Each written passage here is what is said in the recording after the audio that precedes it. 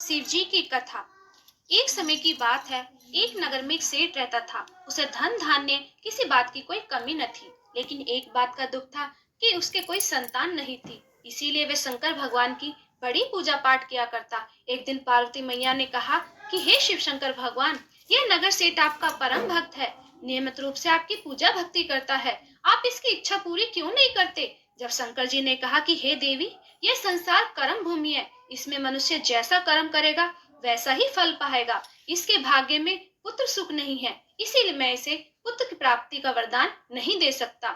जब पार्वती मैया ने शिव शंकर भगवान से कहा कि हे शिव शंकर भगवान, यदि आप अपने भक्तों के कष्ट को दूर नहीं करेंगे तो भक्तजन आपकी पूजा आराधना क्यों करेंगे? इसीलिए आप उसे अवश्य ही पुत्रवान बनाइए। शिव जी के इनकार करने पर पार्वती मैया निराश नहीं हुई और तब तक आग्रह करती रही जब तक कि शिव शंकर भगवान उसे पुत्र प्राप्ति का वरदान देने के लिए तैयार नहीं हुए। आखिरकार शिव शंकर भगवान ने पार्वती मैया की प्रार्थना स्वीकार कर ली और कहा कि ठीक है देवी, मैं तुम्हारे कहने पे इसे पुत्र प्राप्ति का वरदान देता हूँ, लेकिन केवल वह 12 वर्ष तक ही जीवित रहेगा, उसके बाद काल बलि उससे छीन लेगा।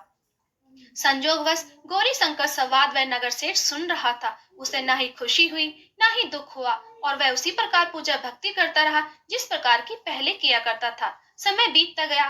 समय अपने पर नगर सेठ को पुत्र रत्न की प्राप्ति हुई। सब और खुशियां मनाई गई। सबने मिलकर उत्सव मनाया, लेकिन नगर सेठ के मन में उदासी थी, क्योंकि वह जानता था कि उसका पुत्र केवल उसे 12 वर्ष के लिए ही प्राप्त हुआ है। फिर भी उसने सबके साथ मिलकर खुशियां मनाई। समय बीतता गया। धीरे धीरे लड़का बड़ा होने लगा। सभी चाहने लगे कि इसका विवाह कर दिया जाए। नगर सेठानी ने कभी यही आग्रह था। नगर सेठानी ने नगर सेठ से कहा तो नगर सेठ ने इनकार कर दिया और कहा कि मैं इसे पढ़ने के लिए पहले काशी भेजना चाहता हूँ, उसके बाद मैं इसका विवाह करूंगा। उसने अपने साले अर्थात लड़के के मामा को बुलाया और बहुत सा धन देकर कहा कि तुम लोग काशी की ओर प्रस्थान करो और रास्ते में जहाँ भी जाओ ब्राह्मणों को भोजन दक्षिणा देते, यज्ञ कराते हुए, दीनहीनों को संतुष्ट करते हुए काशी की ओर जाना।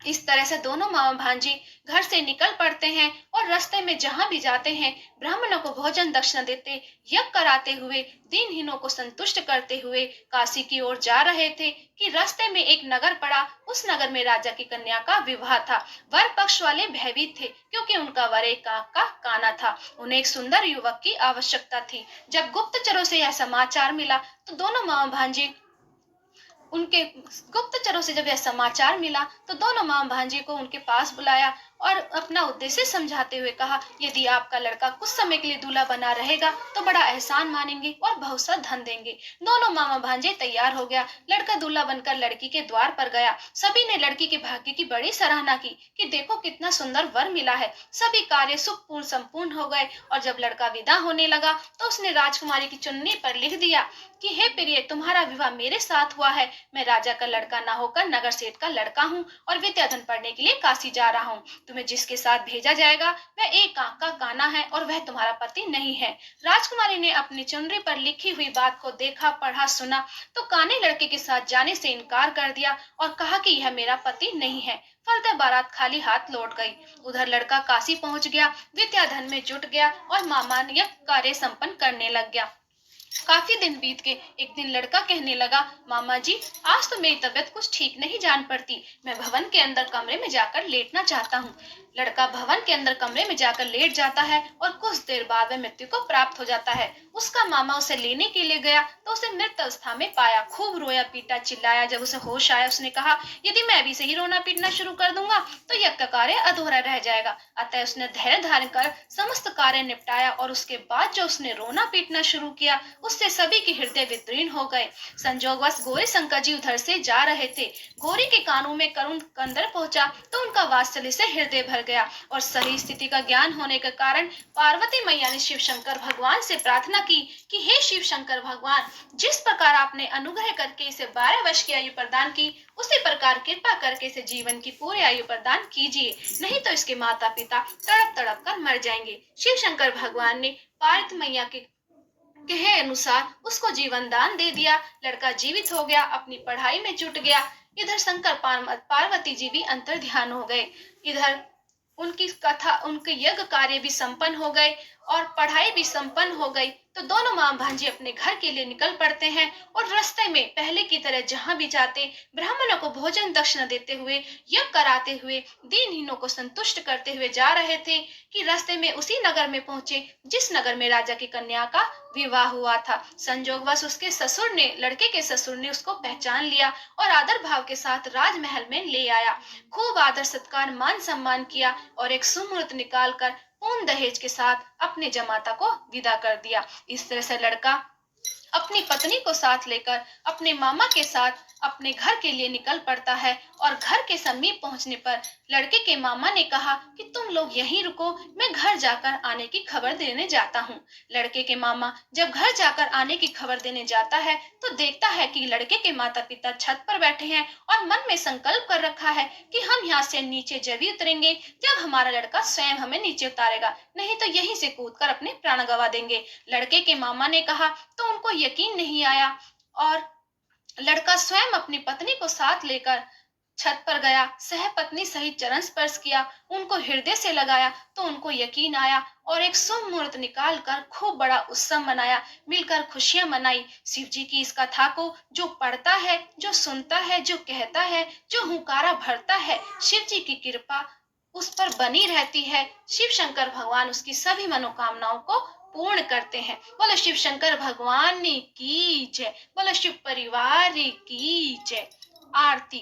ओम जय शिव ओंकारा, स्वामी हरि शिव ओंकारा, ब्रह्मा विष्णु सदा शिव, ब्रह्मा विष्णु सदा शिव, अरे धाम निधारा।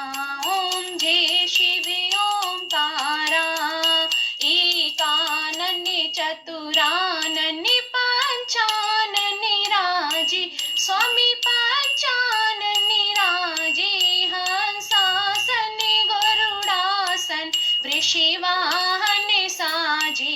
ओम जय शिव ओंकारा, दो भुज चार चतुर्भुज, दस भुज अति सोहे, स्वामी दस भुज अति सोहे, तीनों रूप निरखिता त्रिभुवन मन मोहे। ओम जय शिव ओंकारा, अक्षयमाला वनमाला मुंड माला धारी, स्वामी मुंड माला धारी, चंदन मृग मद सोहे, भोले शशिधारी। ओम जय शिव ओंकारा, श्वेतांबर पीतांबर बागांबरी अंगे, स्वामी बागांबरी अंगे, सनिकादिक ब्रह्मादिक भूतादिक संगे। ओम जय शिव ओंकारा, कर में श्रेष्ठ कमंडल चाकृत शूल धरिता, स्वामी चाकृत शूल धरिता, सुख करता जग हरिता, सुख करता दुख हरिता, जग पालन करता। ओम जय शिव ओंकारा, ब्रह्मा विष्णु सदा शिव, जानते अविवेका, स्वामी जानते अविवेका, प्रणवाक्षर के मध्य ये तीनों एका। ओम जय शिव ओंकारा, त्रिगुण स्वामी जी की आरती जो कोई जन गावे, स्वामी प्रेम सहित गावे, कहत शिवानंद स्वामी, कहते हरि हर स्वामी, मनवांछित फल पावे। ओम जय शिव ओंकारा, ओम जय शिव ओंकारा, स्वामी हरि शिव ओंकारा, ब्रह्मा विष्णु सदा शिव, ब्रह्मा विष्णु सदा शिव, अरे धाम निधारा। ओम जय शिव ओंकारा।